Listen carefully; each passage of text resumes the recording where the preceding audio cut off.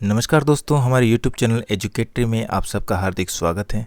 Friends, आज हम कक्षा 7 विषय सामाजिक विज्ञान सामाजिक एवं राजनीतिक जीवन भाग 2 के अध्याय 7 हमारे आसपास के बाजार के अभ्यास प्रश्नों को हल करेंगे। तो पहला प्रश्न है, एक फेरी वाला किसी दुकानदार से कैसे भिन्न है? हमारा उत्तर होगा, फेरी वाले के पास अपनी दुकान नहीं होती, वह इधर उधर साइकिल रेहड़ी पर सामान बेचते हैं, जबकि दुकानदार की स्थायी दुकान होती है। फेरी वालों के पास बेचने के लिए थोड़ी बहुत वस्तुएं होती हैं, लेकिन दुकानदार कई सारी चीजें बेचता है।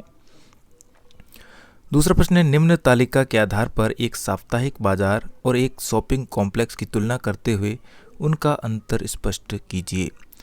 तो यहाँ पर हम लिखेंगे, एक तरफ बाजार, बेची जाने वाली वस्तुओं के प्रकार, वस्तुओं का मूल्य, विक्रेता और ग्राहक। सबसे पहले है साप्ताहिक बाजार। तो साप्ताहिक बाजार में कपड़े, घरेलू सामान, बर्तन बेचे जाते हैं और मूल्य होता है बाजार के अनुसार, और बेचने वाला होता है साप्ताहिक बाजार के कर्मचारी और खरीदार होते हैं आम लोग। इसी प्रकार शॉपिंग कॉम्प्लेक्स के अंदर बेचने वाली वस्तु होती हैं कपड़े, घरेलू सामान, बर्तन आदि।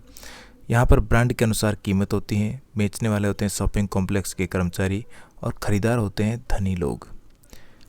फ्रेंड्स, आगे बढ़े उससे पहले आपसे रिक्वेस्ट रहेगी कि अगर आपने मेरे चैनल को अभी तक सब्सक्राइब नहीं किया है तो चैनल को सब्सक्राइब करके बेल आइकन को प्रेस करें, ताकि मेरे आने वाले सारे वीडियो आप तक आसानी से पहुंच सके। चलिए अगले बढ़ते हैं प्रश्न 3 की ओर। स्पष्ट कीजिए कि बाजारों की श्रृंखला कैसे बनती है, इससे किन उद्देश्यों की पूर्ति होती है? हमारा उत्तर होगा, बाजारों की श्रृंखला निम्न प्रकार से बनती है। सबसे पहले कारखानों या खेतों में वस्तु का उत्पादन होता है। इसके बाद उन वस्तुओं को थोक में बेचा जाता है। थोक में वस्तुओं को खरीदने वालों को बड़े व्यापारी या थोक व्यापारी कहते हैं।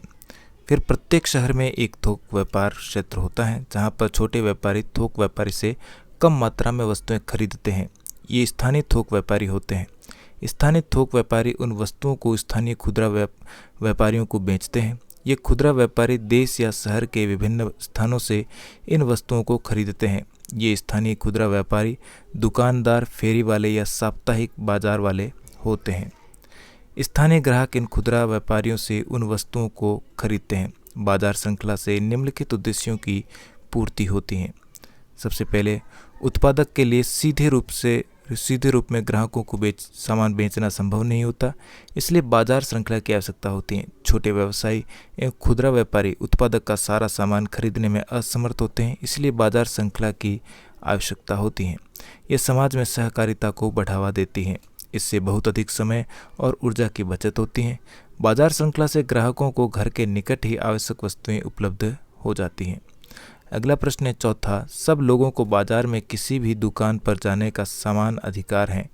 क्या आपके विचार से महंगे उत्पादों की दुकानों के बारे में यह बात सत्य है? उदाहरण देकर स्पष्ट कीजिए। हमारा उत्तर होगा, हाँ, सब लोगों को बाजार में किसी भी दुकान पर जाने का समान अधिकार है।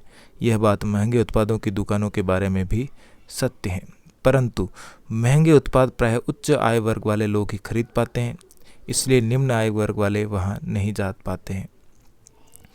दूसरा, निम्न आय वर्ग वाले लोग सामान्यतः साप्ताहिक बाजारों, स्थानीय दुकानों तथा फेरी वालों से ही सामान खरीदते हैं। उदाहरण के लिए, उच्च आय वर्ग के लोग हरी सब्जियां भी प्राय शॉपिंग मॉल से ही खरीदते हैं, जबकि निम्न आय वर्ग वाले लोग इसे स्थानीय दुकानदारों या फेरी वालों से खरीदते हैं। प्रश्न नंबर 5, बाजार में जाए बिना भी खरीदना और बेचना हो सकता है। उदाहरण देकर इस कथन की व्याख्या कीजिए।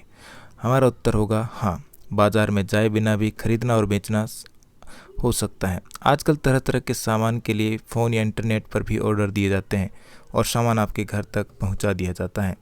उदाहरण के लिए, यदि कोई व्यक्ति अपने घर की आवश्यकता के लिए कुछ वस्तुएं खरीदना चाहता है, इसके लिए उसे निम्न प्रक्रिया अपनानी होगी। वह व्यक्ति सबसे पहले अपनी आवश्यक वस्तुओं की सूची बनाएगा। तत्पश्चात वह नज़दीक के डिपार्टमेंटल स्टोर को फ़ोन या ईमेल द्वारा इस सूची को नोट कराएगा। फिर उसे अपना फ़ोन नंबर या ईमेल नंबर तथा मकान का पता बताना होगा। डिपार्टमेंटल स्टोर का कर्मचारी उस पते पर सामान को पहुंचा देगा और उस व्यक्ति से उसकी कीमत ले लेगा। इसके साथ ही हमारा पाठ यहीं पर समाप्त हुआ। वीडियो अच्छा लगा तो लाइक, शेयर और चैनल पर पहली बार आए तो चैनल को सब्सक्राइब करना बिल्कुल भी ना भूलें। मिलते हैं इसी प्रकार की एक और वीडियो में। धन्यवाद।